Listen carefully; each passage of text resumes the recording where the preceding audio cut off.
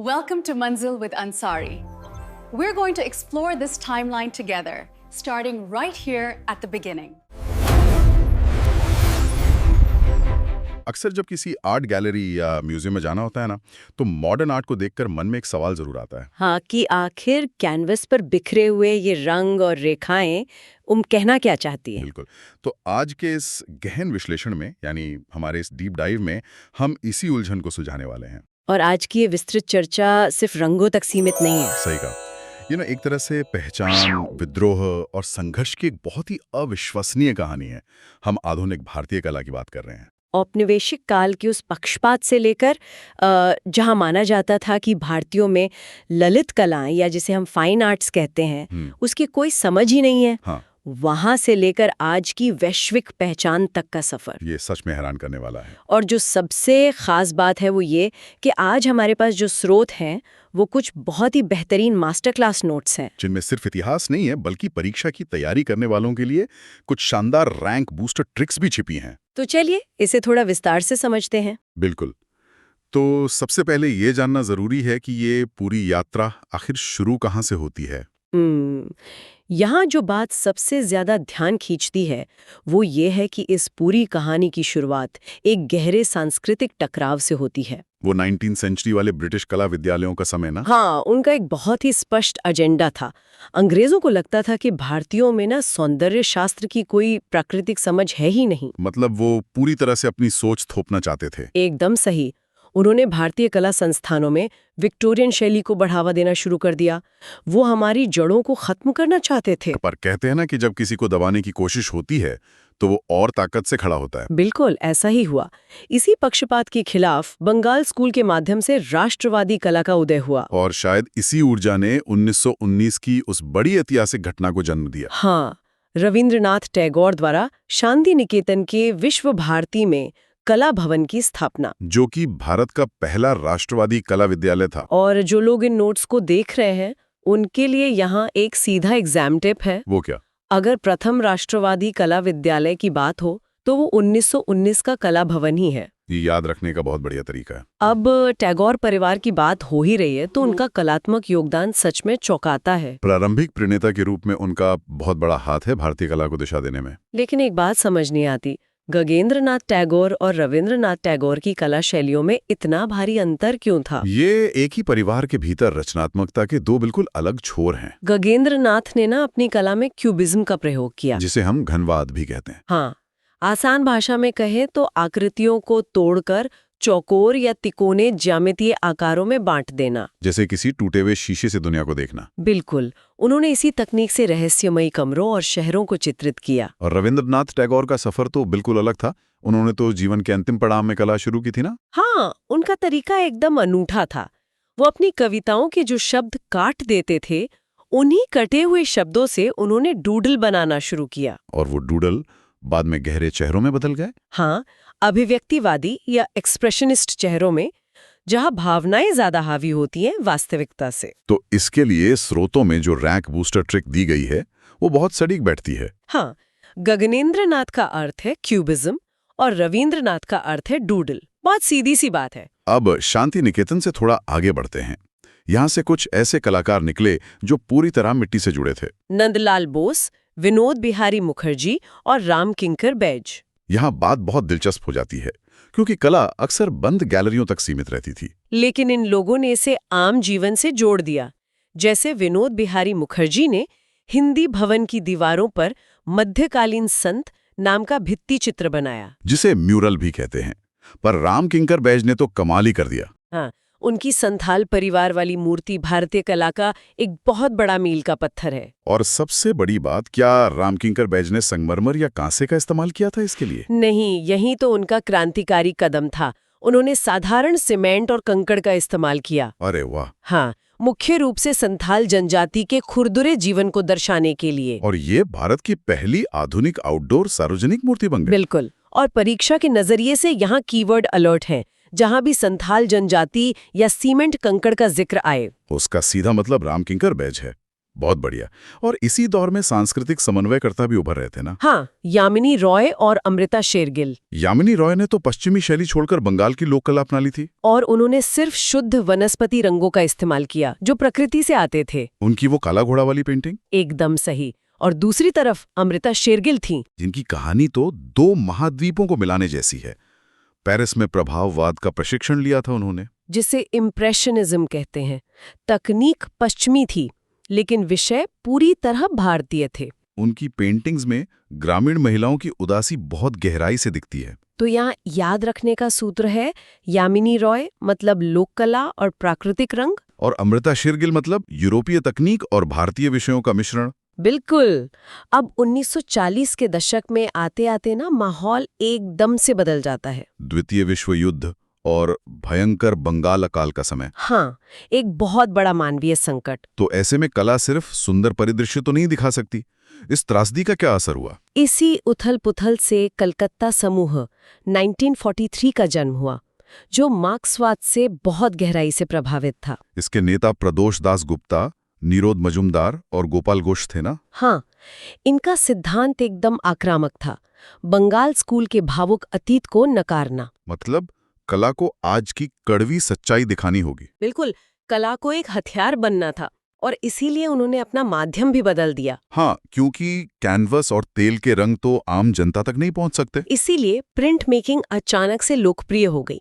लिनोकर्ट, नक्काशी और लिथोग्राफ, ताकि कला की कई प्रतियां सस्ते में बन सके। हाँ, और इसमें चित्तो प्रसाद का नाम सबसे अहम है। उन्होंने अकाल वाले गांवों की यात्रा की और हंगरी बंगाल नाम का पैम्फलेट निकाला, जिसे ब्रिटिश सरकार ने जला दिया था। कितनी बड़ी बात है। सोमनाथ होर ने भी गरीबों के घावों को विषय बनाया। तो एग्जाम शॉर्टकट है अकाल plus communist party plus print making बराबर चित्तो प्रसाद और कलकत्ता समूह। ये समीकरण पूरा इतिहास समेटे हुए हैं। बिल्कुल। अब स्वतंत्रता से ठीक 1 साल पहले 1946 में बॉम्बे में एक और धमाका होता है। प्रोग्रेसिव आर्टिस्ट ग्रुप की बात कर रही हैं आप? हाँ, जिसे PAG बॉम्बे कहते हैं। इनका विद्रोह तो वैचारिक ज्यादा था। इसके संस्थापकों को याद रखने के लिए वो मेमोरी ट्रिक है ना, SHR, सूजा हुसैन और रजा, और साथ में आरा गार्डे और बाकरे भी थे। ये पूर्ण कलात्मक स्वतंत्रता चाहते थे। सूजा ने तो अतिरंजित नग्न चित्र बनाकर परंपराओं को हिला दिया था। और इस समूह के भीतर भी देखिए, हुसैन और रजा के रास्ते कितने अलग थे। हुसैन ने पश्चिमी अभिव्यंजनावादी स्ट्रोक्स के साथ चमकीले भारतीय रंगों का इस्तेमाल किया। हाँ, उनके विषय पौराणिक कथाएं या गांवों के शिल्प होते थे, जैसे किसान का परिवार। और रजा तो धीरे धीरे शुद्ध अमूर्तन की तरफ चले गए। हाँ, एब्स्ट्रैक्शन की तरफ। उन्होंने आकृतियां छोड़ दी और बिंदु को ऊर्जा के प्रतीक के रूप में अपनाया। उनके काम में बिंदु और मंडल का बड़ा गहरा उपयोग दिखता है। तो ट्रिक ये है कि फिगरेटिव या भारतीय विषय मतलब हुसैन और अमूर्त या बिंदु मतलब रजा। और रजा के इसी काम से शायद नवतांत्रिक कला का जन्म हुआ। हाँ, पश्चिमी अमूर्त कला और प्राचीन भारतीय ध्यान आरेखों का सुविचारित संयोजन। इसमें GR संतोष का काम बहुत रहस्यमयी है, ब्रह्मांडीय मिलन को लेकर। और KCS पनिक्कर ने तो चोलामंडलम गाउन ही बसा दिया था। वो अपनी पेंटिंग्स में तमिल और संस्कृत लिपियों का भी प्रयोग करते थे। और मजे की बात यह है कि 60 के दशक में पश्चिम में इस कला की भारी मांग थी हिप्पी आंदोलन के दौरान। लेकिन फिर एक बेचैनी से दिखने लगी कलाकारों में। 1963 में ग्रुप 1890 बना, जिसके नेता जे स्वामीनाथन थे। उन्होंने घोषणा पत्र भी लिखा था। GM शेख और जयराम पटेल भी इसी में थे। इनका रुख अलग था, ये किसी विचारधारा से नहीं बंधना चाहते थे। तो इनका फोकस किस पर था? चित्रकला की सामग्री और खुरदुरी बनावट पर, जिसे हम टेक्सचर कहते हैं। तो बिना विचारधारा के सामग्री और बनावट पर केंद्रित समूह मतलब ग्रुप 1890? बिल्कुल।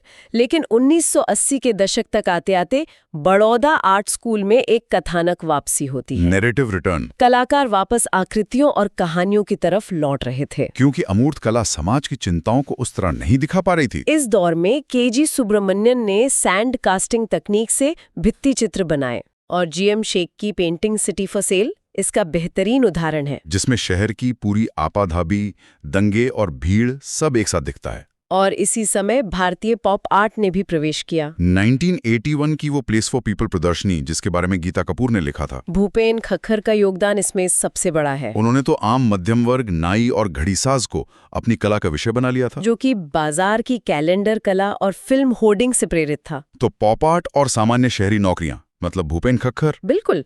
और अब हम पहुंचते हैं 1990 के दशक के समकालीन युग में। वैश्वीकरण के दौर में जहां तकनीक बहुत तेजी से बदल रही थी। तो जाहिर है ईजल पेंटिंग का प्रभुत्व कम होने लगा और नए मीडिया का उदय हुआ। मतलब कलाकारों ने सीधे तकनीक का इस्तेमाल शुरू कर दिया। हाँ, इंस्टॉलेशन कला बहुत बड़े पैमाने पर आई। सिर्फ दीवार पर पेंटिंग नहीं बल्कि पूरे कमरे में वीडियो, मूर्ति कला और ध्वनि का संयोजन। नलिनी मालानी और विवान सुंदरम ने इसमें बहुत प्रभावशाली काम किया। और फोटो रियलिज्म भी तो इसी दौर की देन है। हाँ, अतुल डोडिया और टीवी संतोष जैसे कलाकार ऐसी पेंटिंग बनाते थे जो बिल्कुल हाई रेजोल्यूशन तस्वीर लगती थी। तो यहाँ एक मेगा सारांश निकलता है कि माध्यम को हमेशा युग से जोड़कर देखें। एकदम सही। 40s की दशक में पैसा नहीं था तो प्रिंट मेकिंग का इस्तेमाल हुआ, और 90s के दशक में तकनीकी बूम आया तो वीडियो और इंस्टॉलेशन बन गए माध्यम। माध्यम हमेशा अपने समय की सामाजिक और तकनीकी सच्चाई का आईना होता है। तो आज की चर्चा को अगर समेटें तो बंगाल स्कूल के राष्ट्रवाद से लेकर डिजिटल इंस्टॉलेशन तक का ये सफर बहुत रोमांचक रहा है। वाकई, लेकिन आज के समय को देखते हुए एक बहुत गहरा सवाल उठता है। वो क्या? राम किंकर बैज ने अपनी बात कहने के लिए सीमेंट का इस्तेमाल किया, 90 के कलाकारों ने वीडियो का। तो भविष्य के भारतीय कलाकारों का मुख्य माध्यम क्या होगा? क्या सब कुछ पूरी तरह से डिजिटल या वर्चुअल हो जाएगा? या फिर हम इस तकनीकी थकान से ऊब कर वापस प्रकृति और मिट्टी की ओर लौटेंगे? आज की इस गहन चर्चा में सबका स्वागत है। आज हम एक ऐसे विषय पर बात करने वाले हैं जो सीधे हमारे इतिहास और रंगों से जुड़ा है। हम बात कर रहे हैं स्वतंत्रता के बाद की आधुनिक भारतीय कला के बारे में। और आज हमारे पास जो सोर्स मटेरियल है ना, वो सच में बहुत ही दिलचस्प है। बिल्कुल, मैंने भी जब इसे पढ़ा तो मुझे काफी अलग लगा। हाँ, आइए इसे समझते हैं। हमारे नोट्स की शुरुआत में ही एक बहुत बड़ा सिद्धांत दिया गया है। वो 80% वाला। हाँ, वही कि कला के इतिहास को समझने के लिए हमारा 80% ध्यान माध्यम पर होना चाहिए, यानी मीडियम पर। बिल्कुल। और कलाकार की तकनीक पर। इसका मतलब यह है कि किसी कृति को बनाने के लिए क्या इस्तेमाल किया गया है, ये सिर्फ तकनीकी जानकारी नहीं है, वो खुद में एक संदेश है। सही कहा आपने। तो इसी नजरिए से चलिए सबसे पहले बात करते हैं उन सतहों की जहां से कला शुरू होती है, कैनवस और दीवारें। ये एक बहुत ही सटीक शुरुआती बिंदु है। स्वतंत्रता के आसपास और उसके बाद के दशकों में भारतीय कलाकारों ने कैनवस और दीवारों का इस्तेमाल पूरी तरह से बदल दिया था। वो सिर्फ सुंदरता नहीं उकेर रहे थे। बिल्कुल नहीं, वे समाज, इतिहास और अपनी व्यक्तिगत सोच को एक नए रूप में पेश कर रहे थे। और इसका एक बहुत ही शक्तिशाली उदाहरण हमारे नोट्स में है, विनोद बिहारी मुखर्जी का भित्ति चित्र, जिसे मध्ययुगीन संतों का जीवन कहा जाता है, जो 1946 और 47 के बीच बना था। हाँ, और इसे याद रखने का जो मानसिक शॉर्टकट है वो हैरान करने वाला है। शांति निकेतन के हिंदी भवन की दीवारों पर बना 23 मीटर लंबा म्यूरल, और वो भी एक ऐसे कलाकार द्वारा जिनकी दृष्टि बहुत खराब थी, लगभग अंधेपन की स्थिति। इसके बावजूद इतनी विशाल उपलब्धि। यहाँ फ्रेस्को बुओनो तकनीक का जिक्र है। ये प्लास्टर वाली कोई बहुत मुश्किल प्रक्रिया है ना? हाँ, आपने सही पकड़ा। फ्रेस्को बुओनो वास्तव में एक बहुत ही कठिन तकनीक है और इसमें गलती की कोई गुंजाइश नहीं होती। ऐसा क्यों? क्योंकि इसमें कलाकार को गीले प्लास्टर पर सीधे रंग लगाना होता है, बिना किसी पहले से बनाए गए स्केच या आउटलाइन के। बाप रे, बिना स्केच के? हाँ, और जैसे जैसे प्लास्टर सूखता है, रंग दीवार का ही हिस्सा बन जाते हैं।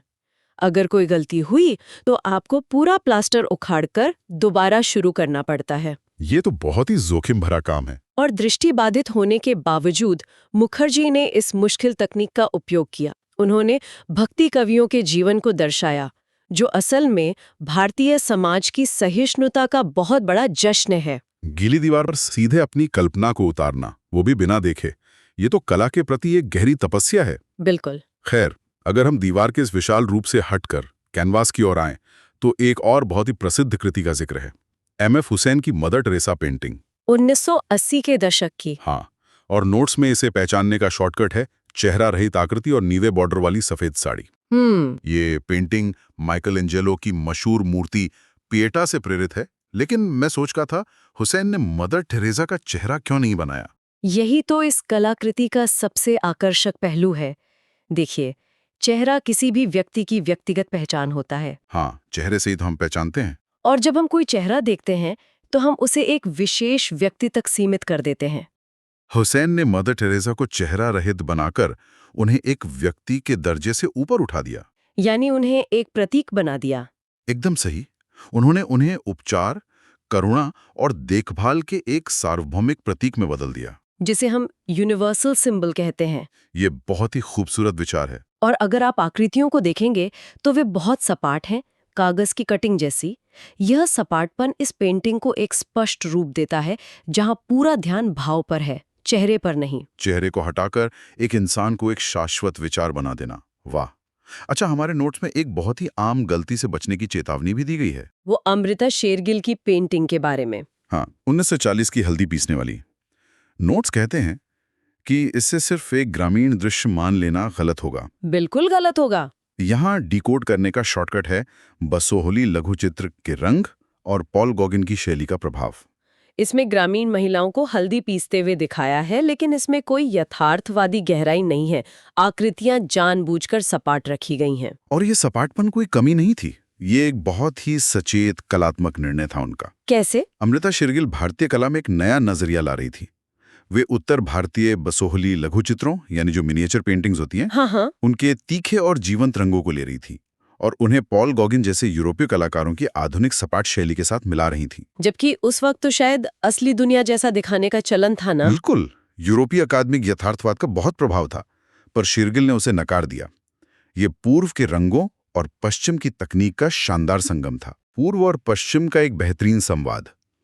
और जब इस संवाद की बात हो ही रही है तो के.जी. सुब्रमण्यम की 1986 की कृति पूर्वापल्ली की परिकथाएं का जिक्र तो बनता है। ओहो, वो तो बहुत ही प्रयोगात्मक कृति है। हाँ, इसके शॉर्टकट संकेत बहुत अलग हैं।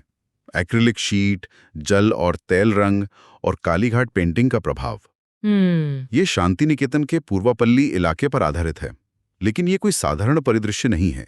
यहाँ इंसान, जानवर और पक्षी एक ही साथ हैं और पेड़ों पर पत्तों की जगह पंख उग रखे हैं। ये कृति दिखाती है कि 80 के दशक तक आधुनिक भारतीय कला कितनी स्वतंत्र हो चुकी थी। सुब्रमण्यम ने 19वीं सदी की बंगाल की कालीघाट शैली अपनाई, वही तेज ब्रश स्ट्रोक वाली। हाँ, लेकिन माध्यम बिल्कुल नया चुना, पारदर्शी एक्रिलिक शीट। उन्होंने रिवर्स पेंटिंग तकनीक का इस्तेमाल किया। रिवर्स पेंटिंग यानी शीट के पीछे की तरफ से? बिल्कुल, ताकि सामने से देखने पर रंग शीशे की तरह चमके। ये लोक कला की सादगी और एक औद्योगिक माध्यम का बहुत ही व्यंग्यात्मक मिश्रण है, जो सीधे आपको एक जादुई यथार्थवाद की दुनिया में खींच लेता है। कैनवस, दीवारें और एक्रिलिक शीट पर रंगों का जादू। अब हम उस क्षेत्र की ओर बढ़ते हैं जिसने कला की दुनिया में एक अलग ही क्रांति ला दी। मेरा मतलब है प्रिंट मेकिंग। प्रिंट मेकिंग ने विचारों के प्रसार को बहुत शक्तिशाली बना दिया था। हाँ, और इसमें कृष्णा रेड्डी की 1963 की एक कृति है, भंवर। इसका शॉर्टकट है, भंवर मतलब पानी और विस्कोसिटी प्रिंटिंग तकनीक। विस्कोसिटी का मतलब तरल पदार्थों के गाढ़ेपन से है ना? सही कहा। कृष्णा रेड्डी का भंवर सिर्फ एक कलाकृति नहीं है, ये एक वैज्ञानिक चमत्कार है। न्यूयॉर्क के मेट्रोपॉलिटन म्यूजियम में मौजूद ये कृति स्टैनली विलियम हेटर के साथ अटेलिया 17 स्टूडियो में हुए क्रांतिकारी प्रयोगों का परिणाम है। तो ये विस्कोसिटी काम कैसे करती है? इसमें अलग अलग गाढ़ेपन वाले तेलों के टकराव का उपयोग होता है।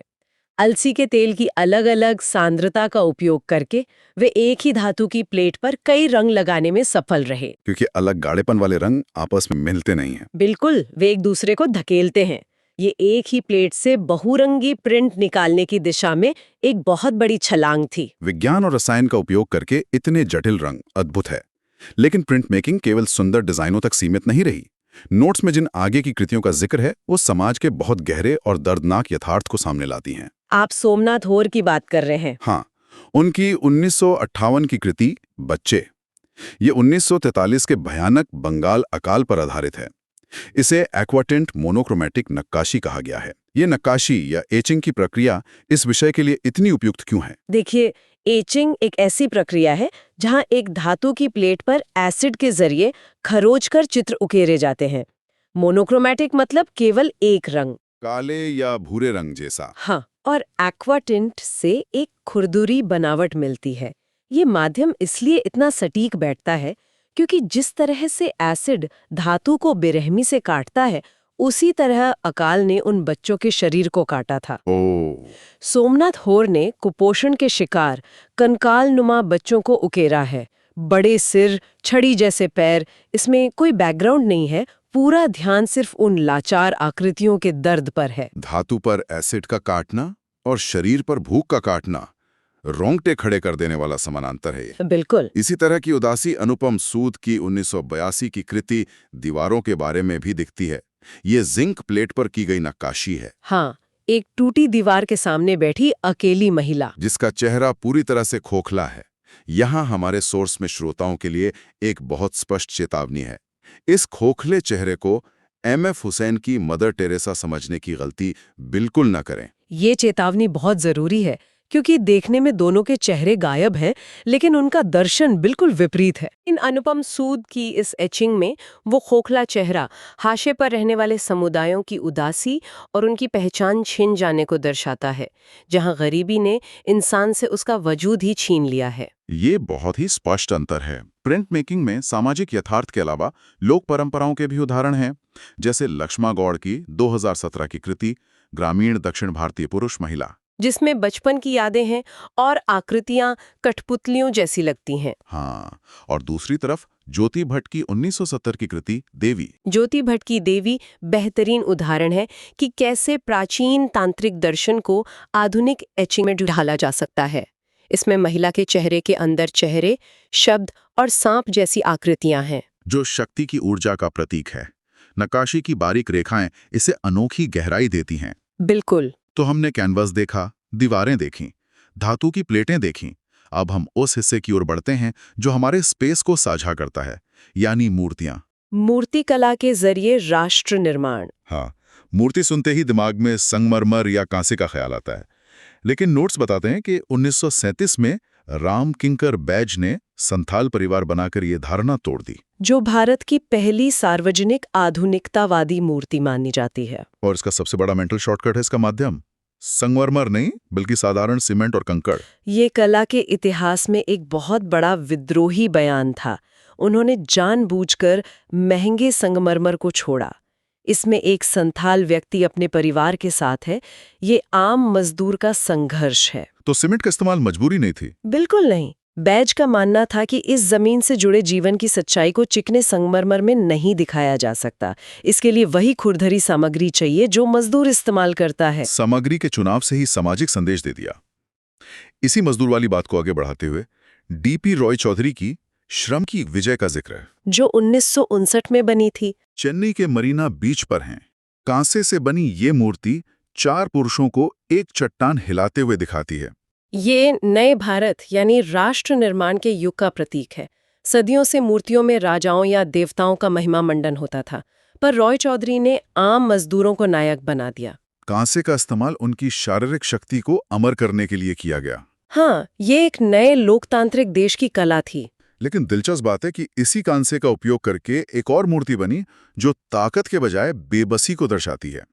अमरनाथ सहगल की 1958 की कृति अनसुनी चीखें, जिसमें 3 छड़ी जैसी आकृतियां आसमान की ओर हाथ उठाए हुए हैं। हाँ, ये नव स्वतंत्र भारत के उस वर्ग की बेबसी है जिसकी आवाज विकास के शोर में दब गई थी। आकृतियां इतनी खोखली हैं कि लगता है व्यवस्था ने उनका खून चूस लिया हो। कांसे जैसी कठोर धातु में इतनी गहरी लाचारी उकेरना सच में महारत है। मुल्कराज आनंद भी से देखकर भावुक हो गए थे। सच्ची कला वही है जो असहज सवाल पूछे। मूर्तियों के सफर के अंत में हमारे पास 2 बहुत अनोखे माध्यम हैं। पहला पीवी जानकी राम की 1970 की गणेश। इसे पीतल समझने की गलती नहीं करनी चाहिए। हाँ, ये ऑक्सीकृत तांबे की चादरों और तारों से बनी है। उन्होंने धातु को पीटकर आकार देने की तकनीक का इस्तेमाल किया और तारों को वेल्ड करके चेहरे के फीचर बनाए।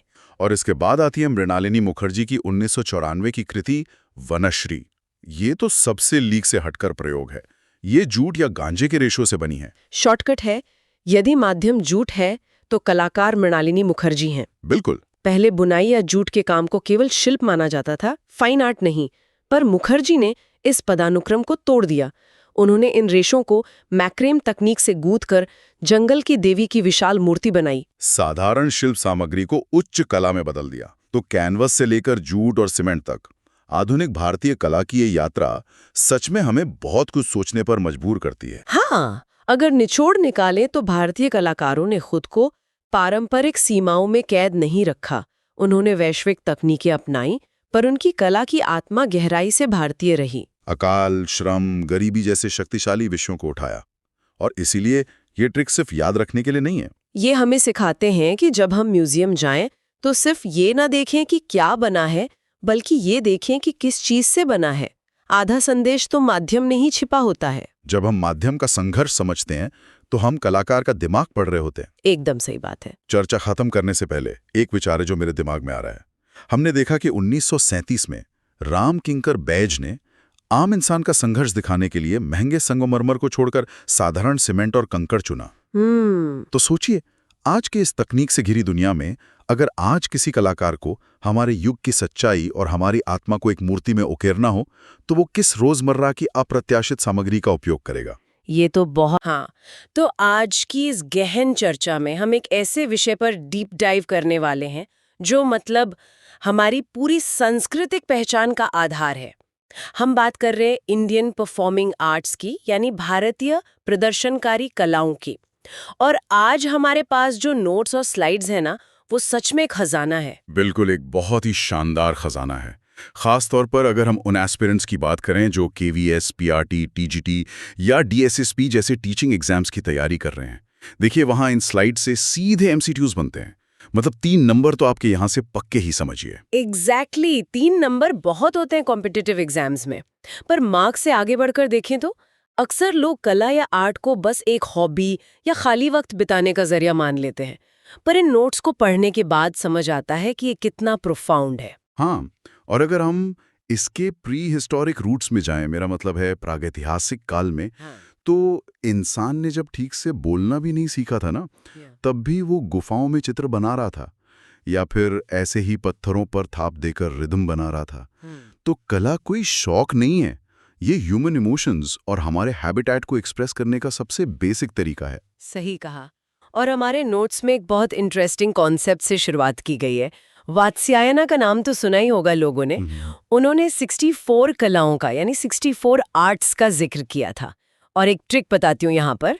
उन 64 में से जो पहली 4 कलाएं हैं, गायन, वादन, नृत्य और रंगमंच, ये चारों ही परफॉर्मिंग आर्ट्स हैं। आहा, और ये दिखाता है कि एंशिएंट टाइम से ही इन चारों को कितना अपर पेडेस्टल पर रखा गया था। और देखिए, इन्हीं कलाओं को हम आगे 2 मेन कैटेगरीज में डिवाइड करते हैं। पहली होती हैं फोक आर्ट्स, यानी लोक कलाएं। ये आम लोगों के बीच से निकलती हैं, जैसे जात्रा या नौटंकी। और दूसरी होती हैं क्लासिकल आर्ट्स, यानी शास्त्रीय कलाएं, जो मतलब एकदम स्ट्रिक्ट रूल्स और ग्रामर के साथ डेवलप हुई हैं। उनमें एक प्रॉपर अनुशासन होता है। बिल्कुल, और यही अनुशासन हमें हमारी डिस्कशन के पहले सेक्शन की तरफ ले जाता है, भारतीय संगीत की नींव। अगर संगीत की डेफिनेशन की बात करें तो नोट्स में पंडित शरंगदेवा की बुक संगीत रत्नाकर का एक बहुत ही फेमस संस्कृत श्लोका दिया गया है। हाँ, वो श्लोका है, गीतम वाद्यम नृत्यम त्रयम संगीतम उच्यते, जिसका सीधा सा अर्थ ये है कि गीत, वाद्य और नृत्य, यानी गाना, बजाना और नाचना, इन तीनों को मिलाकर ही संगीत बनता है। सही पकड़ा। आज हम संगीत का मतलब सिर्फ गाने से निकालते हैं, पर टेक्निकली डांस भी संगीत का ही हिस्सा है। पंडित अहुबल ने भी अपनी किताब संगीत परिजात में इसी बात को सपोर्ट किया है। ये सब पढ़कर ना एक सवाल दिमाग में आता है कि ये सब शुरू कहाँ से हुआ। और हमारी स्लाइड्स बहुत क्लियरली बताती हैं कि इसकी असली रूट्स वैदिक काल में है। सिंधु घाटी सभ्यता से होते हुए वेदों तक का सफर। हाँ, इंडस वैली से वैदिक पीरियड का ट्रांजिशन। ऋग्वेद को ही देख लीजिए। ऋग्वेद की जो ऋचाएं होती हैं, यानी जो श्लोक होते हैं, वो बेसिकली रिदमिक टेक्स्ट थे। एक तरह से आज के जमाने के लिरिक्स कह लीजिए उन्हें। और फिर जब उन्हीं ऋचाओं को एक प्रॉपर धुन या सुर में ढाल दिया गया तो वो सामावेद का सामागान बन गया।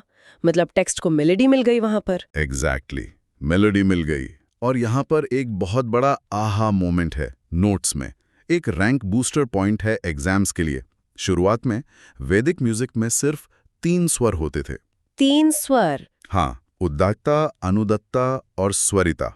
हाँ, उद्दात्ता मतलब हाई पिच या तीव्र स्वर, अनुदत्ता हो गया लो पिच या गंभीर स्वर, और स्वरिता था उन दोनों के बीच का मिडिल टोन। अब लोग सोचते हैं कि इन 3 स्वरों से आज के सारे गामा पा धानी ये 7 स्वर कैसे बन गए। ये ट्रिक सच में बहुत बढ़िया है और पाणिनि की पाणिनीय शिक्षा से आती है।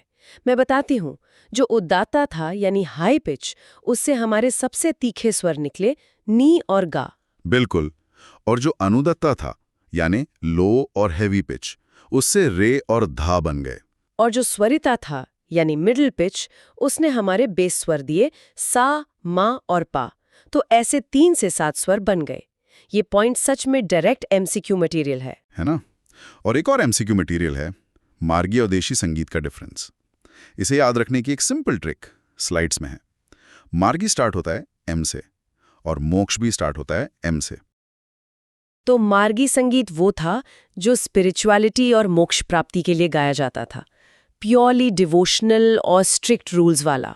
सही। और दूसरा था देशी संगीत, डी से देशी और डी से देश, यानी अलग अलग देश या रीजन्स के आम लोगों के एंटरटेनमेंट के लिए जो गाया जाए वो देशी संगीत है। यही बाद में फोक और पॉप म्यूजिक का बेस बना। एंटरटेनमेंट और मोक्ष का ये बैलेंस बहुत फैसिनेटिंग है। पर जब रूल्स और ग्रामर की बात आती है तो भरत मुनि के नाट्यशास्त्र को कैसे भूल सकते हैं? इसे तो परफॉर्मिंग आर्ट्स का एनसाइक्लोपीडिया माना जाता है। हाँ, पायनियर टेक्स्ट है। इसमें टोटल 36 चैप्टर्स हैं, पर संगीत के पर्सपेक्टिव से 28 से लेकर 33rd चैप्टर तक ये 6 चैप्टर्स पूरी तरह से म्यूजिक को डेडिकेटेड है। और इन्हीं चैप्टर्स में कुछ ऐसे टर्म्स आते हैं जो आज भी यूज होते हैं, जैसे श्रुति, ग्राम, जाति, लया और ताल। देखिए, लोग इन टर्म्स को रट लेते हैं, पर इनका मीनिंग समझना जरूरी है।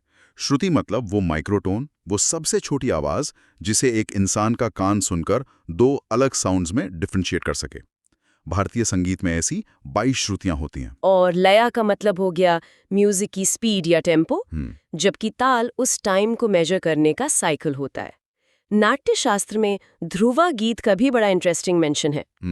ये वो गाने थे जो एक्ट्स या सीन्स के बीच में गाए जाते थे, जैसे आजकल फिल्मों में बैकग्राउंड स्कोर या सिचुएशनल सॉन्ग्स होते हैं ना, बिल्कुल वैसे। और एक कॉन्सेप्ट है रसा का, जो बेसिकली एस्थेटिक इमोशन है, यानी कोई भी आर्ट फॉर्म देखकर आपके अंदर कौन सी फीलिंग आ रही है। रसा के अलावा नाट्यशास्त्र की एक और बहुत बड़ी देन है इंस्ट्रूमेंट्स का क्लासिफिकेशन।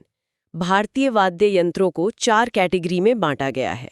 पहला है ताता वाद्य, यानी ती से ताता और ती से तार, स्ट्रिंग इंस्ट्रूमेंट्स जैसे वीणा या सितार। दूसरा है सुशीरा वाद्य, जो हवा फूंक कर बजाए जाते हैं, जैसे बांसुरी या शहनाई। तीसरा आता है अवनद्धा वाद्य, जो चमड़े से या लेदर से ढके होते हैं। हाँ, जैसे तबला, ढोलक या पखावज।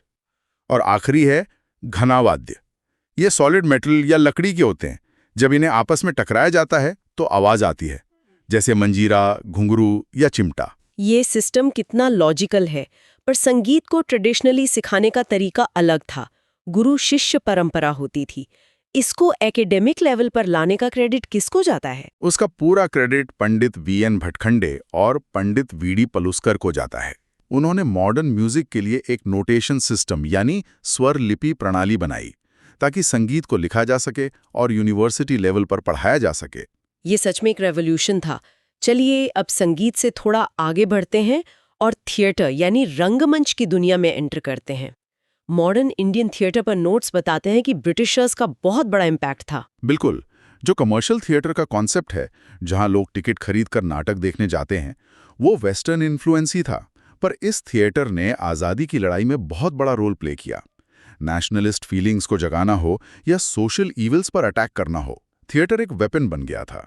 उस दौर में गिरीश चंद्र घोष और भारतेंदु हरिश्चंद्र ने जो काम किया वो हिस्टोरिकल है।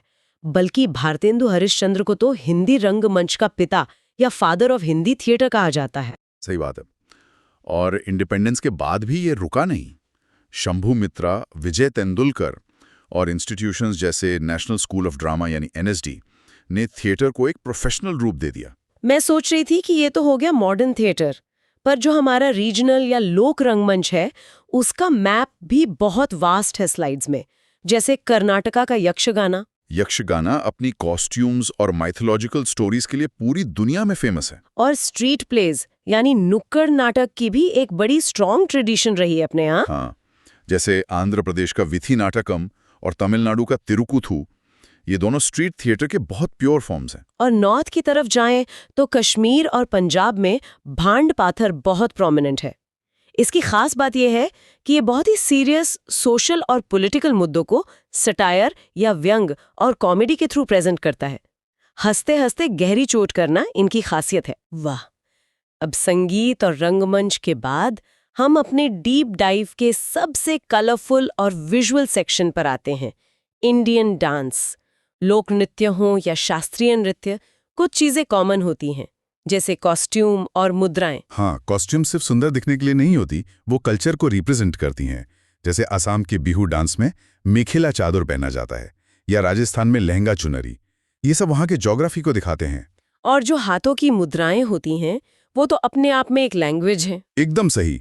और जब हम फोक डांसेस यानी लोक नृत्यों की बात करते हैं, तो इनका सीधा कनेक्शन खेती या हार्वेस्ट सीजन से होता है। इसमें एक सबसे प्यारी चीज ये होती है कि आर्टिस्ट और ऑडियंस के बीच कोई बाउंड्री नहीं होती। कोई बाउंड्री नहीं, सब मिलकर नाचते हैं।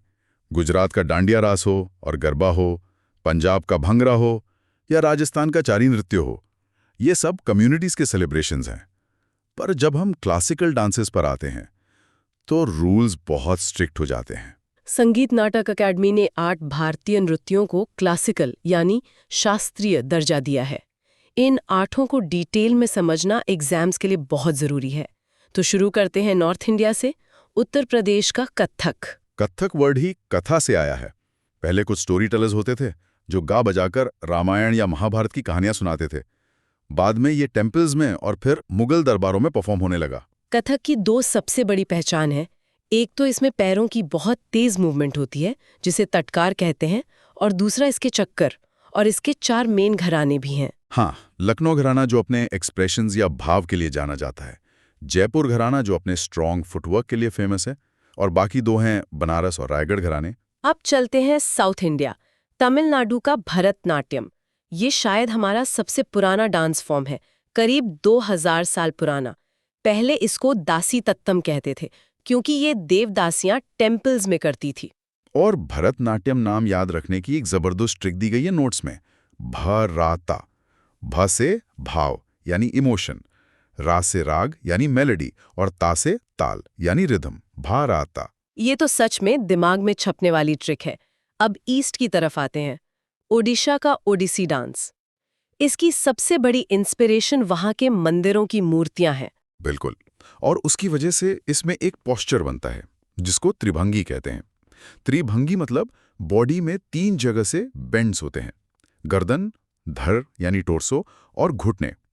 इस पोस्चर से एकदम मूर्तियों वाली फीलिंग आती है। आगे बढ़ते हैं आंध्र प्रदेश की कुचिपुड़ी की तरफ। ये इंटरेस्टिंग है क्योंकि इसका नाम वहां के एक गांव पर पड़ा है, और शुरू में इसको सिर्फ ब्राह्मण प्रीस्ट करते थे जो पुरुष होते थे। हाँ, उन प्रीस्ट्स को भगवतुलूस कहा जाता था। उन्होंने ही इसको जिंदा रखा, हालांकि बाद में फीमेल डांसर्स भी इसमें आईं और इसको नई हाइट पर ले गईं। नॉर्थ ईस्ट का एक बहुत खूबसूरत डांस है मणिपुरी, जो वैष्णव ट्रेडिशन से जुड़ा है। इसमें रासलीला होती है, और एक और टर्म नोट्स में हाईलाइट किया गया है, संकीर्तना। संकीर्तना मतलब कम्युनिटी सिंगिंग। और मणिपुरी डांस में एक ट्रेडिशनल ड्रम यूज होता है जिसको पुंग कहते हैं। जब डांसर्स वो ड्रम बजाते हुए एक्रोबैटिक्स के साथ नाचते हैं तो उसे पुंग चोलम कहते हैं। बहुत ही एनर्जेटिक होता है। इन 5 के अलावा 3 और क्लासिकल डांसेस हैं। केरला से 2 आते हैं, कथकली और मोहिनीअट्टम। कथकली अपने हेवी मेकअप और फेशियल एक्सप्रेशंस के लिए जाना जाता है, और मोहिनीअट्टम एक बहुत ग्रेसफुल फीमेल ओरिएंटेड डांस है। और आखिरी 8वां डांस है असम का सत्रिया। इसे 15वीं शताब्दी में सेंट शंकरदेव ने वैष्णव मोनेस्ट्रीज, जिनको सत्रा कहा जाता है, उनमें डेवलप किया था। ये 8 डांसेस की डिटेल हो गई। अब स्लाइड्स के आखिरी हिस्से में एक रैपिड फायर सेक्शन दिया है कॉमन मिस्टेक्स का। अक्सर लोग पढ़ते वक्त कहाँ कंफ्यूज होते हैं, उन्हें क्लियर कर लेते हैं जल्दी से। सही रहेगा। एक बड़ा कंफ्यूजन होता है भवाई और तमाशा को लेकर। देखिए, भवाई गुजरात और राजस्थान का फॉर्म है जो बैलेंसिंग एक्ट्स के लिए फेमस है, जबकि तमाशा स्ट्रिक्टली महाराष्ट्र का हाई एनर्जी थिएटर है। दूसरी गलती लोग भरतनाट्यम के नाम को लेकर करते हैं। सोचते हैं इसका मतलब डांस ऑफ इंडिया है, पर हमने अभी क्लियर किया कि ये भाव, राग और ताल से बना है। एक और कंफ्यूजन मार्गी और देशी म्यूजिक को लेकर होता है। लोग इनको मिक्स कर देते हैं। बस एम से मार्गी और एम से मोक्षा याद रखिए, और दी से देशी यानी देश के आम लोगों का एंटरटेनमेंट। दोनों का पर्पस एकदम अलग था। और मैचिंग क्वेश्चंस में भी ध्यान रखने वाली बात है। त्रिभंगी पोस्चर का वर्ड आते ही सीधा ओडिसी मार्क करना है, और संकीर्तना या पुंग ड्रम दिखे तो आंसर सिर्फ मणिपुरी होगा। Perfect summary. तो आज के इस डिस्कशन में हमने वैदिक चैंट से लेकर नाट्यशास्त्र की थियोरी तक और मॉडर्न थिएटर से लेकर 8 क्लासिकल डांसेस तक सब कुछ कवर कर लिया है। हमारा उद्देश्य इन उलझाऊ विषयों को बहुत ही आसान और मनोरंजक तरीके से डिकोड करना है। में प्राचीन भारत की एक स्पष्ट तस्वीर बन सके। एकदम सही। अगर हम शुरुआत पर ही गौर करें तो भारतीय कला की यात्रा कोई 1-2 सदी पुरानी नहीं है। ये प्रागैतिहासिक गुफाओं की खुरदरी दीवारों से लेकर भव्य मंदिरों तक का एक बहुत लंबा सफर है।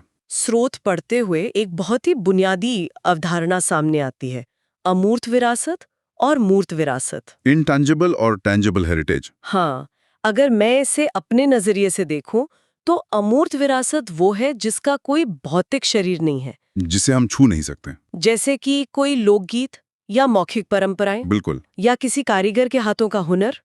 जो आज हम किसी कुम्हार को चाक चलाते देखते हैं वो अमूर्त है, और दूसरी ओर मूर्त विरासत वो है जो हमारे सामने खड़ी है, जैसे कोई प्राचीन स्मारक या मूर्तियां या कोई पुरानी पेंटिंग। ये एकदम सटीक व्याख्या है। ऐतिहासिक परिप्रेक्ष्य में देखें तो ये अमूर्त ज्ञानी था जिसने उस मूर्त कला को जन्म दिया, जिसे हम धरोहर कहते हैं। लेकिन यहाँ एक सवाल उठता है, क्या प्राचीन काल में इन कलाओं या इमारतों को बनाने के नियम कहाँ लिखे जाते थे? क्या कोई मैनुअल होता था? इसका जवाब हमें प्राचीन साहित्य में मिलता है। रामायण, महाभारत और यहाँ तक कि कालिदास के अभिज्ञान शकुंतलम में भी चित्रशालाओं का बहुत स्पष्ट जिक्र है। चित्रशालाएं मतलब उस समय भी बाकायदा आर्ट गैलरीज हुआ करती थीं। बिल्कुल हुआ करती थी। ये सोचना ही अद्भुत है कि हजारों साल पहले लोग कलाकृतियों को सिर्फ सजावट के लिए नहीं बल्कि प्रदर्शन के लिए रखते थे। और हमारे स्रोतों में शिल्प शास्त्र और विष्णु धर्मोत्तर पुराण का भी गहरा जिक्र है। विष्णु धर्मोत्तर पुराण? हाँ, इसे कला के इतिहास के नजरिए से एक मास्टरपीस माना जाता है। भित्ति चित्रकला यानी म्यूरल पेंटिंग्स के नियमों और सौंदर्य शास्त्र का ये सबसे प्रमुख स्रोत है। अच्छा, इसमें रंगों से लेकर आकृतियों तक सब बताया गया है? सब कुछ, बिल्कुल विस्तार से। ये तो चित्रकला की बात हुई, लेकिन जो इतने विशाल मंदिर और नगर बने, उनके आर्किटेक्चर के नियम कहाँ से आए? अथर्ववेद में इमारतों के अलग अलग हिस्सों का जिक्र है, और कौटिल्य के अर्थशास्त्र में तो बाकायदा नगर नियोजन और किलों के निर्माण की रणनीतियां हैं। टाउन प्लानिंग, साम्राज्य चलाने के लिए तो ये जरूरी भी था। सही बात है। और इन नोट्स में एक बहुत दिलचस्प ग्रंथ का जिक्र है, सम्रांगण सूत्रधार। हाँ, मैंने पढ़ा था।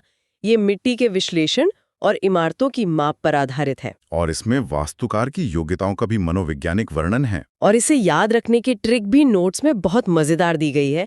11वीं सदी में इसे राजा भोज ने लिखा था, 1010 से 1055 ईस्वी के आसपास। हाँ, तो इसे ऐसे याद रखा जा सकता है कि राजा भोज वास्तुकला के डायरेक्टर थे, और डायरेक्टर को हिंदी में सूत्रधार कहते हैं, तो राजा भोज बन गए सम्रांगण सूत्रधार। बहुत ही तार्किक तरीका है। और इसके साथ ही दक्षिण भारतीय यानी द्रविड़ शैली को परिभाषित करने वाले 2 प्रमुख ग्रंथ हैं, मयमत और मानसार। वास्तुकला का ये आधार सच में मजबूत है। लेकिन अब हम जिस हिस्से की बात करेंगे वो थोड़ा चौंकाने वाला है। कामसूत्र के बारे में? हाँ, 2री सदी ईसा पूर्व में वात्स्यायन का कामसूत्र। आज दुनिया इसे केवल एक ही खास विषय के लिए जानती है, लेकिन असल में ये भारतीय चित्रकला के सबसे महत्वपूर्ण नियमों का मूल स्रोत भी है। ये मेरे लिए बहुत बड़ा रहस्य उद्घाटन था। वात्स्यायन ने चित्रकला के 6 आवश्यक अंगों को षडंग कहा है। अगर किसी चित्र को मुकम्मल माना जाना है तो उसमें ये 6 तत्व हर हाल में होने ही चाहिए। चलिए इन 6 अंगों को थोड़ा डिकोड करते हैं। पहला है रूपभेद, जिसका अर्थ है अलग अलग आकृतियों में बारीक अंतर समझना। यानी अगर चित्रकार राजा और आम इंसान का चित्र बना रहा है तो बिना कुछ कहे उनके रूप से अंतर स्पष्ट होना चाहिए। बिल्कुल, यही रूपभेद है। दूसरा है प्रमाण, सही माप और अनुपात। हाँ, चेहरा शरीर के कितने अनुपात में हो, ये प्रमाण है। और तीसरा है भाव, आकृतियों में भावनाओं की अभिव्यक्ति, खुशी, क्रोध या करुणा। सही। और इन्हें याद रखने की ट्रिक नोट्स में दी है, RPB, रूप, प्रमाण, भाव। पहले रूप देखो, फिर मापो और भावना महसूस करो। बहुत आसान है। अब बाकी 3 अंग देखते हैं। चौथा है लावण्य योजना, यानी कला में सौंदर्य और आकर्षण। तकनीकी रूप से सही होने के साथ साथ ग्रेस भी होनी चाहिए। 5वां है सादृश्यम, वास्तविकता के साथ समानता, चित्र असली जैसा लगना चाहिए। और छठा, वर्णिका भंग, रंगों की पहचान और उनके मिश्रण का विज्ञान। किस भाव के लिए कौन सा रंग मिलाना है? नोट्स में एक अच्छी सलाह है कि परीक्षा के लिए श्रोताओं को इन 6 अंगों का सही क्रम याद रखना चाहिए। रूपभेद, प्रमाण, भाव, लावण्य योजना, सादृश्यम और वर्णिका भंग। एकदम सही। अब थोड़ा प्राचीन ग्रंथों से बाहर निकलते हैं और उस कला की बात करते हैं जो हम देख सकते हैं। भीमबेटका की गुफाएं, मध्य प्रदेश की विंध्य पर्वतमाला में। भारत में कला का सबसे प्राचीन उदाहरण। चित्र है, शिकार के दृश्य, छड़ी जैसी आकृतियां और नाचते हुए लोग। और प्राकृतिक रंगों का इस्तेमाल हुआ है, सफेद, काला और गेरू। लेकिन जो बात मुझे सबसे ज्यादा हैरान करती है वो है इन गुफाओं की परतें। हाँ, 20 परतें तक पाई गई हैं, एक के ऊपर एक। 20 परतें, मतलब हजारों सालों तक एक पीढ़ी के बाद दूसरी पीढ़ी उसी जगह आकर चित्र बनाती रही। ऐसा लगता है जैसे कोई पवित्र जगह रही होगी। आज के फोटोशॉप की लेयर्स की तरह लग रहा है ये तो। बिल्कुल। और इसके बाद ये कला गुफाओं से निकलकर म्यूरल पेंटिंग यानी भित्ति चित्रकला की ओर बढ़ती है। खुरदुरी चट्टानों से चिकनी दीवारों तक का सफर। दूसरी शताब्दी ईसा पूर्व के आसपास कलाकारों ने दीवार को मिट्टी, गोबर और धान की भूसी से चिकना करना सीखा। इसी को फ्रेस्को तकनीक कहते हैं। अजंता और एलोरा की गुफाएं इसी का उदाहरण है ना? सबसे उत्कृष्ट उदाहरण। वहां बुद्ध के जीवन और जातक कथाओं के भित्ति चित्र हैं। इसके अलावा मध्य प्रदेश में बाघ और तमिलनाडु में सित्तन वासिल भी तो है। वो भी भव्य म्यूरल परंपरा के शानदार उदाहरण हैं। चित्रकला के बाद अब वास्तुकला की बात करते हैं। सिंधु घाटी सभ्यता का नगर नियोजन। तीसरी सहस्त्राब्दी ईसा पूर्व की बात है। आधुनिक शहर योजनाकारों को भी ये चकित कर देता है। ग्रिड पैटर्न, जहां सड़कें समकोण पर काटती हैं, उन्नत ड्रेनेज व्यवस्था, पक्की ईंटें। एक कांस्ययुगीन सभ्यता जो समय से बहुत आगे थी। नोट्स में भूगोल को मैच करने का भी अच्छा शॉर्टकट है। लोथर और धोलावीरा गुजरात में है, राखीगढ़ी हरियाणा में और कालीबंगन राजस्थान में। और जब वास्तुकला की बात आती है तो मोहनजोदड़ो का विशाल स्नानागार तो मशहूर है ही, लेकिन नोट्स में धोलावीरा पर खास ध्यान दिया गया है। कच्छ के रण में स्थित धौलावीरा। हाँ, वहाँ की विशाल पत्थर की किलेबंदी और विशाल जल जलाशय बहुत जटिल हैं। सूखी जगह थी तो पानी सहेजना अस्तित्व की शर्त रही होगी। बिल्कुल। और एग्जाम के लिए एक शॉर्टकट है कि अगर सवाल में विशाल जल जलाशय या पत्थर की किलेबंदी है तो उत्तर 99% धोलावीरा ही होगा। ये बहुत काम का शॉर्टकट है। अब सिंधु घाटी से सीधे उत्तर भारतीय मंदिर वास्तुकला की ओर चलते हैं। नागर शैली। देवगढ़ का दशावतार मंदिर इसका बेहतरीन उदाहरण है, 5वीं शताब्दी का। नागर शैली की पहचान है ऊंचे चबूतरे और बीच में एक ऊंचा टॉवर जिसे शिखर कहते हैं। और अगर हम इसकी तुलना दक्षिण की द्रविड़ शैली से करें तो नागर शैली में विशाल चारदीवारी या गोपुरम नहीं होते। गोपुरम यानी वो भव्य प्रवेश द्वार। सही कहा। नागर शैली के मंदिर के अंगों का एक क्रम है, नीचे से ऊपर की ओर। नोट्स की ट्रिक है प्लेटफॉर्म से कलश तक। चलिए श्रोताओं के लिए इसे विजुअलाइज करते हैं। सबसे नीचे आधार है जिसे जगती या अधिष्ठान कहते हैं। चबूतरा। फिर उसके ऊपर गर्भगृह होता है जहां मुख्य देवता होते हैं। और गर्भगृह के ठीक ऊपर जो टॉवर उठता है वो शिखर है। और शिखर के ऊपरी सिरे पर एक गोल पहिए जैसा पत्थर होता है जिसे आमलक कहते हैं। और सबसे अंत में कलश स्थापित होता है। तो क्रम हुआ अधिष्ठान, गर्भगृह, शिखर, आमलक और कलश। बिल्कुल स्पष्ट है। शुरुआत में हमने लैटिना और फामसना जैसे शब्दों की बात की थी। ये नागर शैली के शिखरों के प्रकार है ना? हाँ, 3 उप प्रकार होते हैं। पहला लैटिना, आधार वर्गाकार होता है और दीवारें ऊपर जाकर अंदर की तरफ वक्र हो जाती हैं। घुमावदार, पर्वत की चोटी की तरह। हाँ, उत्तर भारत के ज्यादातर ऊंचे शिखर वाले मंदिर लैटिना ही हैं। दूसरा है फामसाना। ये चौड़े होते हैं और ऊंचाई कम होती है। और दीवारें घुमावदार नहीं होती, सीधे ढलान वाले पिरामिड की तरह ऊपर उठती हैं। और तीसरा प्रकार वल्भी है। वल्भी आयताकार होते हैं और छत वॉल्टेड होती है। वॉल्टेड मतलब किसी पुरानी बैलगाड़ी की छत या उल्टी रखी नाव जैसी। एकदम सटीक उपमा है। तो लैटिना मतलब वक्र छत, फामसाना मतलब सीधी ढलान और वल्भी मतलब आयताकार वॉल्टेड छत। चर्चा के इस मोड़ पर नोट्स में कुछ एग्जाम ट्रैप्स यानी सामान्य गलतियों का जिक्र है। वो जाना बहुत जरूरी है। पहली गलती लोग भीमबेटका और अजंता को एक समान मानकर करते हैं, जबकि भीमबेटका तो खुरदरी चट्टान पर खरोच कर बनाए गए चित्र हैं। और अजंता बहुत ही परिष्कृत भित्ति चित्रकला है जो फ्रेस्को तकनीक से बनी है। दोनों में हजारों साल का अंतर है। दूसरी गलती मइम्मत और मानसार को लेकर होती है। नाम संस्कृत है तो लोग उत्तर भारतीय मान लेते हैं, लेकिन वो दक्षिण भारतीय यानी द्रविड़ शैली के ग्रंथ हैं। और तीसरी गलती कामसूत्र को लेकर, उसे केवल रिश्तों से जोड़ना गलत है। वो चित्रकला के षडंग का मूल पाठ है। बिल्कुल। इन नोट्स को बनाने वाले मंजिलवेद अंसारी ने अंत में कहा है कि श्रोताओं को नोट्स बनाने के लिए स्क्रीनशॉट लेने चाहिए। ये एक अच्छा माइंड मैप सारांश है। हमने साहित्य, कला के 6 अंग, चित्रकला का विकास और नागर शैली सब कुछ कवर किया। ये ज्ञान सिर्फ परीक्षा के लिए नहीं है, ये दिखाता है कि हमारे पूर्वजों का दृष्टिकोण कितना वैज्ञानिक था। उन्होंने सिर्फ इमारतें नहीं बनाई, उनके पीछे एक पूरा दर्शन था। अगर हम आज के युग से इसकी तुलना करें तो एक विचारोत्तेजक सवाल उठता है। क्या सवाल? प्राचीन कलाकारों ने भीमबेटका में चित्रों की 20 परतें उकेरी अपनी छाप छोड़ने के लिए।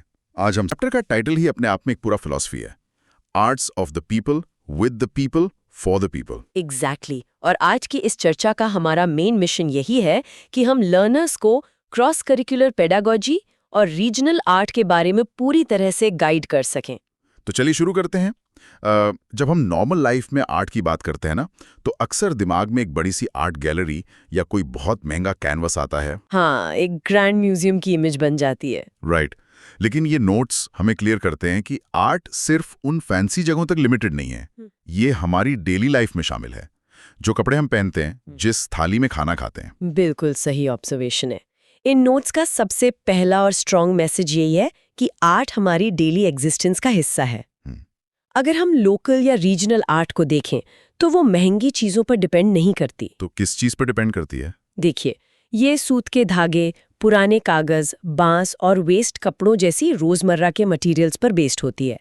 पर इसमें सबसे इम्पॉर्टेंट बात यह है कि इन सिंपल चीजों को एक सुंदर आर्ट पीस बनाने के लिए बहुत ज्यादा पेशेंस, हार्डवर्क और डेडिकेशन चाहिए। मतलब ये कोई मशीन जैसा प्रोसेस नहीं है, एक ह्यूमन एफर्ट है। तो इसी क्रिएटिविटी को और बेटर समझने के लिए नोट्स में जो सबसे पहला कॉन्सेप्ट दिया गया है वो है टाई एंड लिंक, जिसे हम बांधना और जोड़ना कहते हैं। हाँ, टाई एंड लिंक।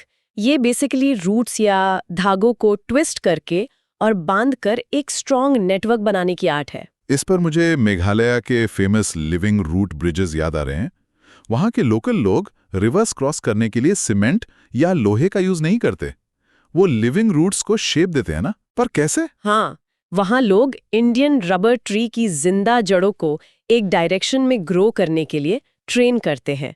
सालों तक उन रूट्स को ट्विस्ट करते हैं, नॉट करते हैं और एक नेचुरल लिविंग ब्रिज बनाते हैं जो टाइम के साथ और भी स्ट्रांग होता जाता है। वाह, ये तो नेचर और ह्यूमंस के कनेक्शन का क्या जबरदस्त एग्जाम्पल है। और एग्जाम के पॉइंट ऑफ व्यू से मैं यहाँ एक बहुत ही इंपॉर्टेंट शॉर्टकट ट्रिक या रैंक बूस्टर पॉइंट शेयर करना चाहूंगी। लर्नर्स को एक ट्रिपलेट याद रखनी चाहिए। कौन सी ट्रिपलेट? पहला है मेघालय, दूसरा है इंडियन रबर ट्री और तीसरा है लिविंग रूट ब्रिज।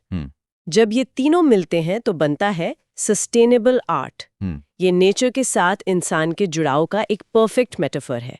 हम एनवायरनमेंट को बिना डैमेज किए रिसोर्सेज यूज कर रहे हैं। ये सस्टेनेबल आर्ट का आइडिया तो सच में बहुत पावरफुल है। अब अगर हम इस टाई एंड लिंक टेक्निक को जंगल से निकालकर डेली लाइफ और क्लास में ले आएं तो इसके क्या फॉर्म्स होंगे? नोट्स में बेसिकली 4 टेक्निक्स बताई गई हैं।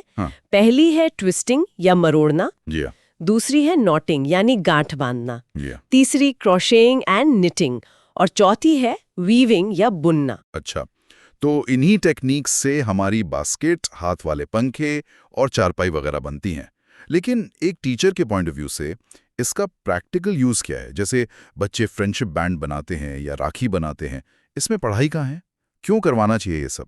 यहाँ पर पेडागोजी का एक बहुत डीप गोल सामने आता है। अक्सर लगता है कि क्लास में राखी बनवाना बस एक फन एक्टिविटी है, पर एक्चुअल में इसका सबसे बड़ा मकसद बच्चों में फाइन मोटर स्किल्स डेवलप करना है। फाइन मोटर स्किल्स मतलब उनकी उंगलियों की मूवमेंट? एग्जैक्टली। जब बच्चा पतले धागे को पकड़ता है, उसको ट्विस्ट करता है, नॉट लगाता है, तो उसकी उंगलियों की छोटी मसल्स एक्टिवेट होती हैं। उनका हैंड आई कोऑर्डिनेशन इंप्रूव होता है, जो आगे चलकर उनकी हैंडराइटिंग और स्पीड के लिए बहुत जरूरी है। ओ, अब समझ आया। मतलब एक सिंपल सी आर्ट एक्टिविटी का सीधा कनेक्शन उनके फिजिकल और कॉग्निटिव ग्रोथ से है। और नोट्स में पीयर लर्निंग का भी जिक्र है शायद। हाँ बिल्कुल। जब बच्चे ग्रुप में बैठकर काम करते हैं तो वो एक दूसरे को देखते हैं, अपनी गलतियों से सीखते हैं और अपने दोस्तों की हेल्प करते हैं। ये टीम वर्क और सोशल कनेक्शन सिखा रहा है उन्हें। जो कि बुक से रटवाया नहीं जा सकता। तो अब इसी कनेक्शन और समझ की बात को आगे बढ़ाते हैं हमारे दूसरे कॉन्सेप्ट पर, जो है पैच एंड मैच, यानी पैबंद लगाना। ये पुराने कपड़ों को जोड़कर नया कपड़ा बनाने की आर्ट है ना? जी हाँ, इंडिया में पुराने और वेस्ट कपड़ों के छोटे टुकड़ों को जोड़कर क्विल्ट, बैग या दरियां बनाने की ट्रेडिशन बहुत पुरानी है। लेकिन इसका कल्चरल कॉन्टेक्स्ट बहुत डीप है। Cultural context? वो कैसे? मेमोरीज होती हैं, किसी का पुराना कुर्ता, किसी की साड़ी का हिस्सा, उन्हें जोड़कर वो एक मेमोरी बैंक बनाती हैं। ये सस्टेनेबिलिटी और रीयूज का एक इमोशनल एग्जाम्पल है। वाह, वे सच में बहुत थॉटफुल हैं। और नोट्स में यहाँ पर एक पेडोलॉजी वैल्यू क्वेश्चन अलर्ट भी है। एक फिलॉसफी दी गई है कि society is like a patchwork quilt. ये मुझे बड़ा इंटरेस्टिंग लगा। ये सच में इस चैप्टर का सबसे खूबसूरत हिस्सा है। ये फिलॉसफी हमारा नजरिया बदल सकती है। जैसे एक पैचवर्क क्विल्ट में अलग अलग रंग और साइज के टुकड़े होते हैं, कोई कॉटन होता है तो कोई सिल्क। हाँ, सब अलग होते हैं पर जुड़कर एक बनते हैं। एग्जैक्टली। ठीक वैसे ही हमारी सोसाइटी और क्लास है। हर स्टूडेंट का अपना बैकग्राउंड है, अपनी स्ट्रेंथ है। कोई भी एक इंसान पूरी क्विल्ट नहीं है, पर हर इंसान उस क्विल्ट का जरूरी हिस्सा है। ये बच्चों को इंक्लूसिव एजुकेशन सिखाने का बेस्ट तरीका है। इंक्लूसिव एजुकेशन का क्या शानदार रूपक है ये। अगर हम टेक्निकल प्रोसेस पर आएं तो इसमें कपड़े को 5 to 6 सेंटीमीटर के टुकड़ों में काटा जाता है, फिर उल्टे साइड से सिला जाता है ताकि टांके दिखे ना। हाँ, और उसके बाद सारे पैचेस जोड़ के एक बड़ा कपड़ा बनता है जिस पर रनिंग स्टिच यानी कच्ची सिलाई की जाती है ताकि टेक्सचर अच्छा आए। पर यहाँ एक रैंक बूस्टर बॉक्स है, क्लास मैनेजमेंट के लिए। Class management? सिलाई करते वक्त क्लास मैनेज करना तो वैसे भी मुश्किल होता होगा, नीडल की वजह से। वही मेन पॉइंट है, सेफ्टी पेडागॉजी। क्लास में नीडल्स का यूज हमेशा रिस्की होता है, तो ये एक स्ट्रिक्ट रूल होना चाहिए कि नीडल कभी भी ओपन टेबल पर नहीं रखी जाएगी। तो बच्चे उसको कहाँ रखें? टीचर को हमेशा एक स्पंज या मोटे कपड़े का कुशन यूज करना चाहिए। जब यूज ना हो तो नीडल को तुरंत स्पंज में पिन कर देना चाहिए। एक बड़ी क्लास में इंजरीज रोकने के लिए ये स्टेप बहुत क्रूशियल है। सही बात है, सेफ्टी सबसे पहले। अब चलते हैं हमारे तीसरे और आखिरी कॉन्सेप्ट की तरफ, पल्प एंड पेंट, जिसे हम पेपर मैशे कहते हैं। ये न्यूज़पेपर, पानी और ग्लू का एक मिक्स होता है जिसे 3D शेप में ढालते हैं। हाँ, और एनसीईआरटी का एक डायरेक्ट रैंक बूस्टर फैक्ट है यहाँ। ये आर्ट बेसिकली कश्मीर रीजन से बहुत डीपली कनेक्टेड है। ओह, कश्मीर। हाँ, और वहाँ का एक फेमस डिजाइन भी है इसमें शायद। बिल्कुल, जिसे द चिनार ट्री मोटिफ कहते हैं। पेपर मैशे की आर्ट पर चिनार के पत्तों की पेंटिंग उसकी पहचान है। लेकिन इसका साइंस से क्या कनेक्शन है? नोट्स में क्रॉस करिकुलर लिंक की बात की गई है। कागज गलाना साइंस कैसे हो गया? ये बहुत ही अच्छा सवाल है। देखिए, पेपर पल्प बनाना सिर्फ आर्ट नहीं है। टीचर के पॉइंट ऑफ व्यू से इसके 2 साइंटिफिक गोल्स हैं। पहला है मटेरियल कंसिस्टेंसी को ऑब्जर्व करना। मतलब बच्चा देखेगा कि सूखा कागज पानी में कैसा हो जाता है। हाँ, और दूसरा और सबसे इम्पोर्टेंट गोल है ये एनालाइज करना कि पानी और ग्लू की वजह से कागज के फिजिकल और केमिकल प्रॉपर्टीज में क्या चेंजेस आ रहे हैं। अच्छा, हाँ, एक कमजोर कागज अपनी स्टेट चेंज करके एक सॉलिड 3D ऑब्जेक्ट बन जाता है। ये तो स्टेट्स ऑफ मैटर सिखाने का बहुत प्रैक्टिकल तरीका है। बिल्कुल। अब अगर इसके प्रोसेस को स्टेप बाय स्टेप समझे तो पहला स्टेप है न्यूज़पेपर भिगोना, दूसरा है पानी निचोड़ना, तीसरा उसे पीस कर पल्प बनाना और चौथा उसमें ग्लू मिलाना। पर यहाँ मैं आपसे एक एग्जाम ट्रिक पूछना चाहूंगा। इस पूरे प्रोसेस में सबसे क्रूशियल और अक्सर भूल जाने वाला स्टेप कौन सा? मैं बताती हूँ, वो है स्टेप 5। कागज को किसी भी मोल्ड पर लगाने से ठीक पहले उस मोल्ड पर पेट्रोलियम जेली या ग्रीस लगाना सबसे जरूरी है। पेट्रोलियम जेली क्यों? अगर नहीं लगाई तो क्या होगा? अगर आपने सीधे पल्प लगा दिया तो ग्लू की वजह से वो सूख कर मोल्ड पर ही चिपक जाएगा। आप मॉडल बाहर निकाल ही नहीं पाएंगे। पेट्रोलियम जेली एक बैरियर का काम करती है ताकि ड्राई होने के बाद मॉडल आसानी से निकल आए। ये एक बहुत ही छोटी पर बहुत काम की टेक्निकल डिटेल है। फिर एंड में उसको सैंड पेपर से स्मूथ करके पेंट करते हैं। तो आज हमने 3 कॉन्सेप्ट्स कवर किए। टाई एंड लिंक में मेघालय के रूट ब्रिजेस और fine motor skills. Patch and match में इंक्लूसिव सोसाइटी की क्विल्ट और सेफ्टी पेडागोजी। और पल्प एंड पेंट में कश्मीर की आर्ट और साइंस का कनेक्शन। अब अगर हम एनसीईआरटी की गाइडलाइंस के हिसाब से इस चैप्टर को सम अप करें तो 3 मेन लर्निंग आउटकम सामने आते हैं। पहला क्या है? पहला आउटकम है कोलैबोरेशन, मतलब ग्रुप्स में एक साथ मिलकर आर्ट बनाना और टीम वर्क सीखना। ये सोसाइटी बिल्ड करने की पहली सीढ़ी है। सही बात। और दूसरा आउटकम है मटेरियल अवेयरनेस। लर्नर्स को पता होना चाहिए कि आसपास का धागा, कपड़ा या वेस्ट पेपर बेकार नहीं है। इनमें सस्टेनेबिलिटी की बहुत ज्यादा पॉसिबिलिटीज हैं। और तीसरा आउटकम जो सबसे इम्पॉर्टेंट है वो है लोकल कॉन्टेक्स्ट। आर्ट हवा में नहीं बनती, ये उस जगह के कल्चर और ज्योग्राफी से आती है। इसलिए लर्नर्स को अपने लोकल आर्टिस्ट्स और ट्रेडिशंस की नॉलेज होनी चाहिए। ये सब सुनने के बाद लगता है कि ये टॉपिक्स बस एग्जाम पास करने के लिए नहीं है, ये हमारे आसपास की दुनिया को देखने का नजरिया बदलते हैं। बिल्कुल सही कहा आपने। और इस डीप डाइव को एंड करने से पहले मैं एक आखिरी थॉट शेयर करना चाहूंगी, जो शायद नोट्स में डायरेक्टली ना हो पर इस पूरी चर्चा का एक फिलोसॉफिकल एक्सटेंशन है। हाँ जरूर, बताइए। जरा सोचिए, अगर हमारी पूरी एजुकेशन सिस्टम इसी पैचवर्क क्विल्ट के कंसेप्ट को अपना ले तो क्या होगा? जहां हर स्टूडेंट की अलग स्ट्रेंथ और वीकनेस को एक साथ जोड़कर सोसाइटी बनाई जाए। तो शायद हम इंफॉर्मेशन रटने वाली मशीन्स बनाने की जगह एक ऐसी सोसाइटी बनाएंगे जो एक दूसरे की कमियों को कवर करती है। एग्जैक्टली, एक ज्यादा ह्यूमन और इंक्लूसिव सोसाइटी। आर्ट हमें सिर्फ चीजें बनाना नहीं सिखाता, ये हमें बेहतर इंसान बनना सिखाता है। वाह, क्या जबरदस्त और थॉट प्रोवोकिंग सवाल है ये। क्या हम अलग अलग होके भी एक क्विल्ट की तरह जुड़ सकते हैं? जो लर्नर्स सुन रहे हैं उन्हें इस पर जरूर सोचना चाहिए। तो इसी पॉजिटिव नोट पर हम आज की इस डीप डाइव चर्चा को यहीं रोकते हैं। इस सफर में हमारे साथ जुड़े रहने के लिए आप सभी का बहुत बहुत धन्यवाद। अगर आज की क्लास हेल्पफुल लगी हो तो वीडियो को लाइक जरूर करें और चैनल को सब्सक्राइब करना बिल्कुल ना भूलें। मिलते हैं नेक्स्ट क्लास में।